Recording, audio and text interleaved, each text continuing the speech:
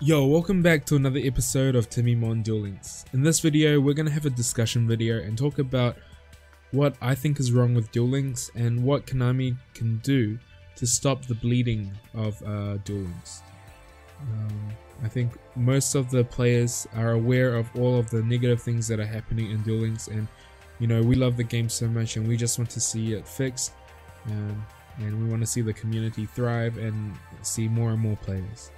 So I'm going to start off this video by talking about why I still play Duelings.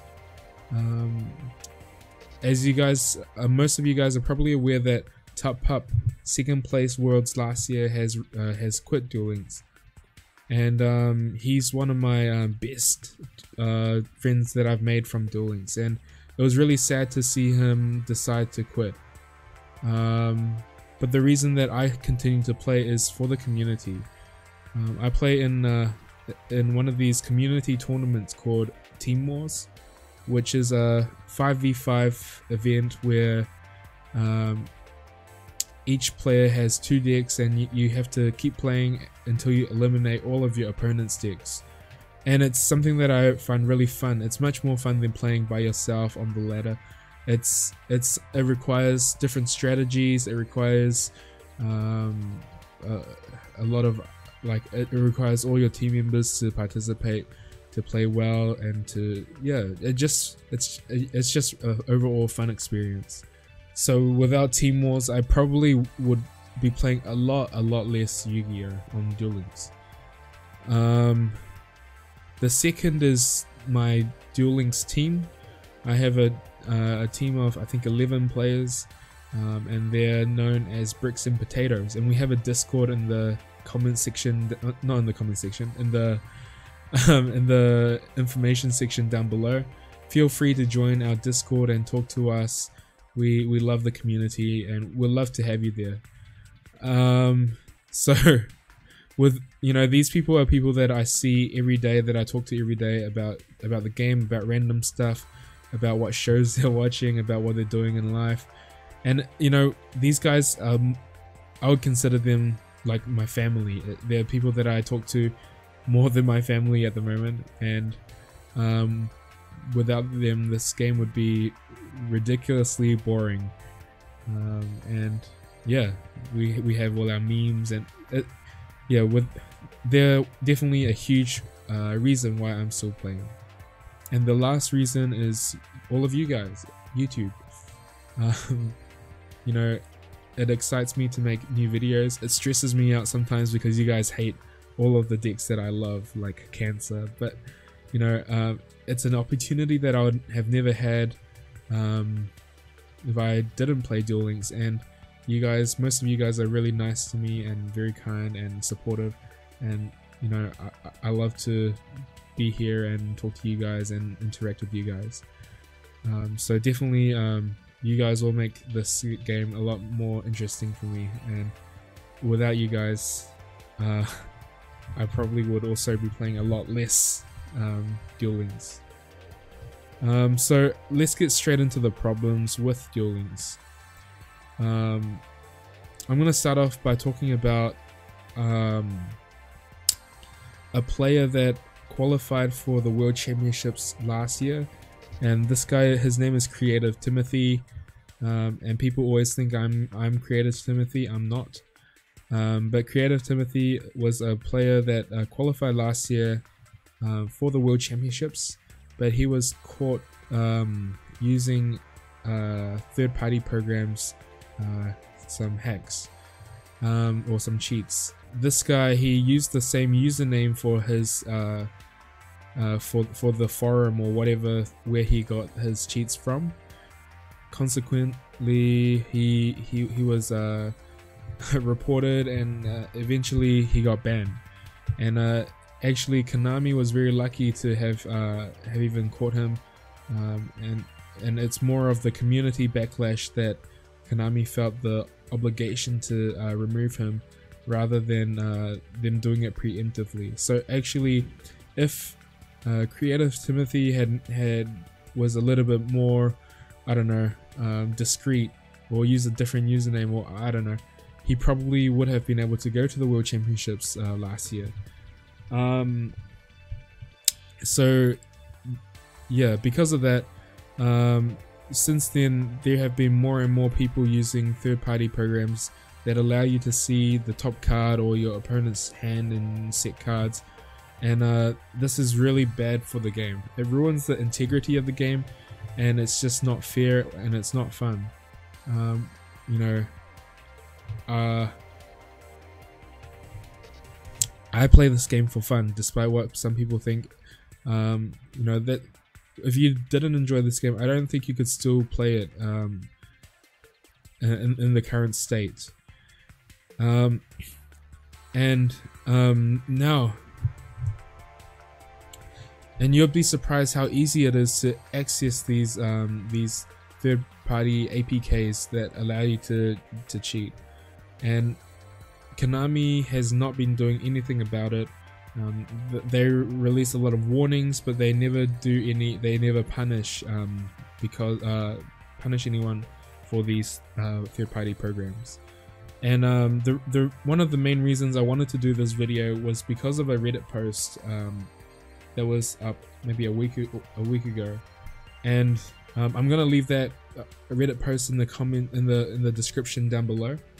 And this writer was able to convey something better than I'm able to speak it. So make sure you check it out and upvote it so it can be seen. And yeah, I totally agree with everything that this user says in this post.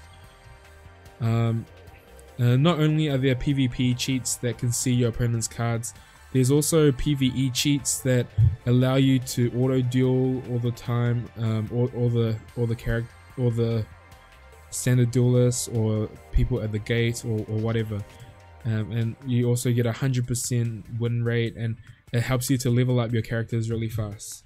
I'll just have a quick look at my characters.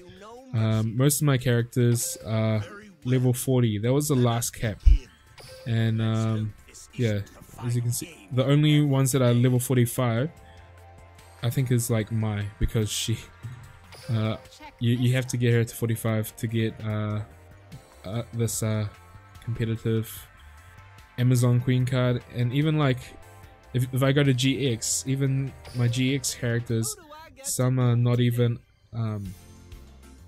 yeah, I'm trying to unlock Crystal Bond because it's another good card, but like I have yeah, this guy has Card Trooper, but a lot of my other characters, you know, I can't be bothered leveling them up because they're just yeah, it will just take too long to level them up. And I think it's very unfair that Konami doesn't do anything about these PvE hackers as well. I think to PvE hackers no different from PvP hacking. I think it's unfair that people are able to cheat or to PvP hack without having to face any consequences at all. Let me use the analogy of driving. Let's say you're driving home from work and you're driving twice as fast because you want to get it done.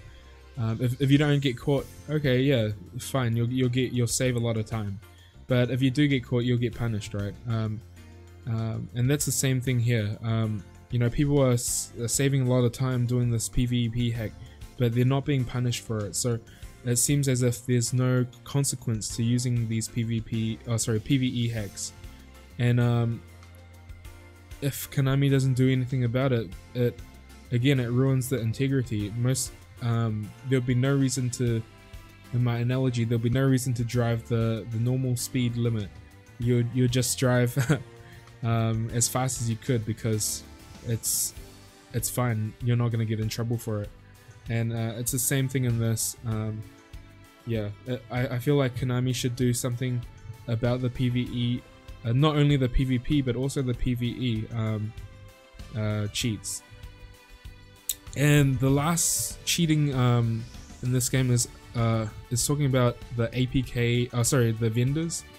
So there are vendors in Duel Links that, or in games or mobile games that would buy you cards at a discounted price using their their own method, but this method is exploiting a glitch in the Google Play store. And what they do is they charge your account, but because of the glitch, they won't be paid for it.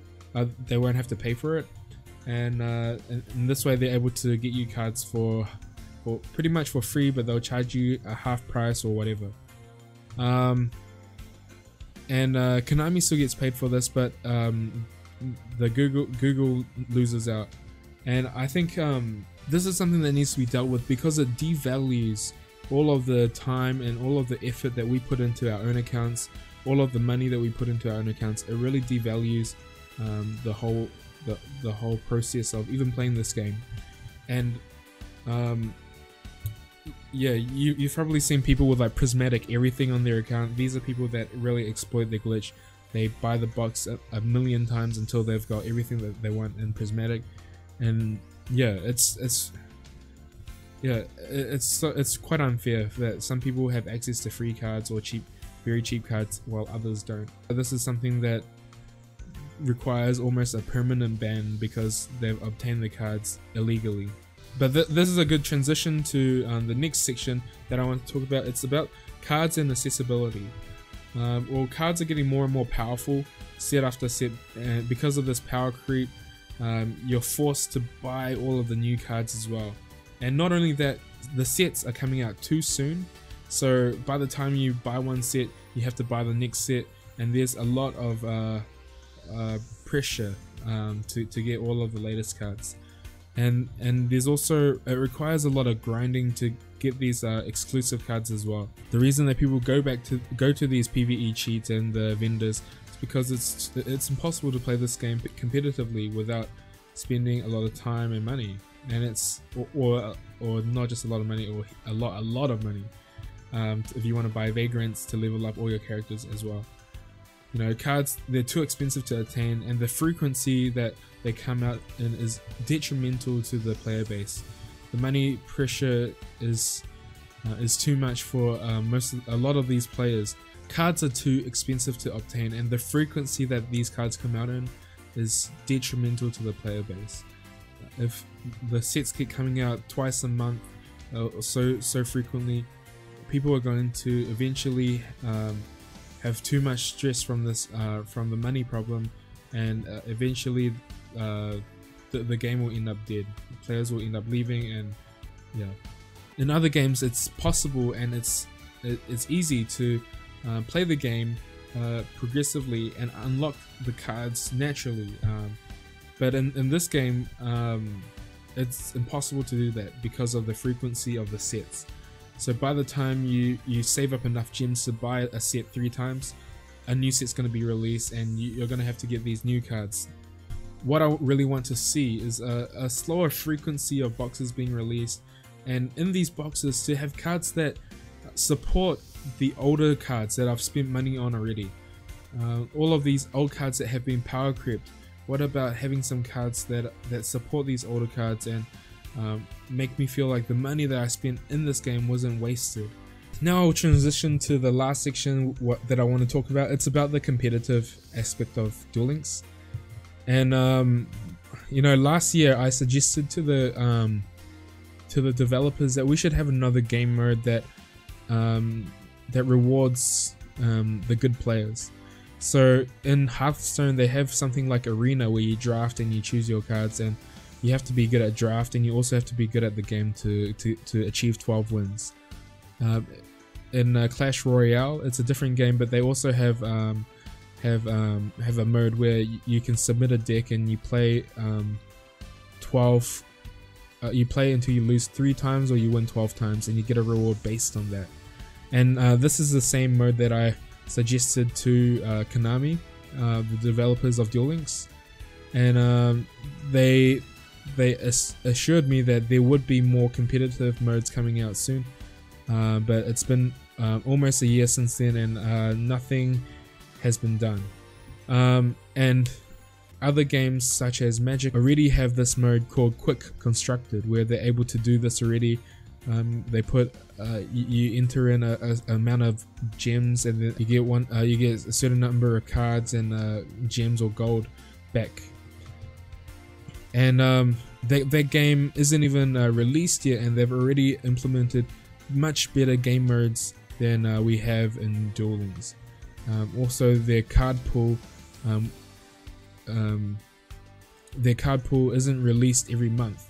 They'll be releasing every few months, and this also allows you time to learn the cards and play with the cards before new cards come out already. At the moment, we only have really 4 competitive gameplay in Duelings, and these are King of Game Ladder, the KC Cup, Regional Qualifiers, and also the World Championships. And the King of Game Ladder, once you get to King of Games, there's nothing more to do. Once you get to King of Games, I guess Konami tries to encourage us by offering us rewards at 20 wins, 40 wins, 60 wins. But for a competitive player like me, it only takes, what, 20 wins or 25, maybe 30 wins to get to King of Games. And for the rest of the month, you have nothing to do on in the King of Games ladder. For people who are really motivated, I guess they can get 120 wins to get these SR and UR tickets. But that's their way to incentivize us to continue to play. Instead of making the ladder fun and rewarding to play, they give you an incentive to continue to play, which I feel is the wrong way to do it. And the other game modes, like the other PvP competitive play is, I want to classify KC Cup and the regional qualifiers together, and I despise how these events are run. At the moment, how these KC Cups and regional qualifiers are run is it requires a lot of grinding, and it's not really based on how good you are, but it's based on how long or how many games you can play that determines who wins and who doesn't win the event. And at first, I found it really fun to play KC Cup. As a casual mode, it was quite fun, because coming from the TCG where we never, we can't grind a million games. Coming into Dueling, you could grind a million games, and it was fun to grind a lot of games to begin with. But as the meta sort of develops more into from a skilled format to a more chance-based OTK-ish format where there's no interaction, grinding these mini games isn't that fun. And for me, I prefer to play Swiss format. At the moment, it doesn't feel like it's rewarding the skill of a player, but it's more rewarding that for the time a player has to play. Not only for the KC Cup, but it's also to qualify for the World Championships. Again, I don't think the only way that to qualify should be based on one weekend of grinding, but there needs to be other ways to qualify too. Personally, I would make it so it would be based on your performance over multiple events. So the most consistent player should go to Worlds. It's very easy. They can just make King of Games ladder count towards it. They make KC Cups with limited amount of games count towards it. You know, it shouldn't be grinding. You know, and they still have the regional qualifiers, or have these other PvP modes and game types to count towards it, and it really increases the motivation to play these other events, and it increases the experience overall as a competitive player. So just to summarize everything that I've talked about in this video, in three sentences, I just want them to be strict on cheaters and third-party programs. I want them to slow down the release of cards and to support older cards, and I want them to have something more for the competitive player like me and like a lot of you guys. And yeah, I think that's all I have to say about this topic. And this isn't going to fix all the problems that there are in Duel Links, but it is going to stop the bleeding of what is happening at the moment. I hope this video is able to stir up some discussion, and I hope someone from Konami is able to hear what we're crying out for.